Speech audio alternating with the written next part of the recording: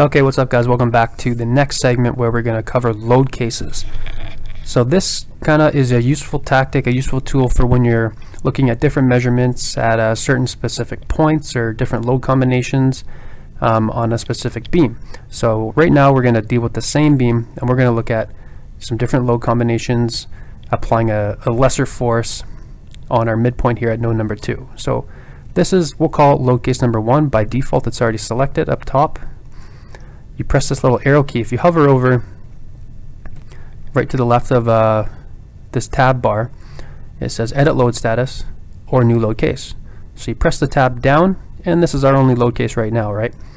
So I've already named this as 500. If you guys go to edit load status, left click, just name it at 500 and you'll see gravitational factors X and Y. So what this means basically, right now there's 0 gravitational factors in the X direction and in the Y direction, aka we're not taking into account the self-weight of the beam.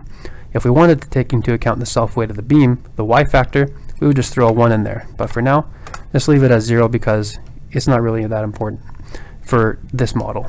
But moving forward, we'll get into more advanced tutorials where we will take into account gravitational factors. So always have the scale factor at 1. Update your name when you put it at 500 or whatever else you wanted. You can do load case 1 or whatever. Click OK. And now we want to add a new load case. So just beside the edit load status button, there's new load case. Click that, load description. Let's call this 400. Press OK. And now there's nothing here. Everything is cleared. So we want to put in a negative 400 kilonewton force at the second node, just like that. And it is that simple. Click the save button and now enter a new load case. Again, do a 300. Everything is 0, 0 except for a scale factor of 1. Press OK. Now we change the magnitude, minus 300. Throw it at node number 2. Save. I have a habit of saving.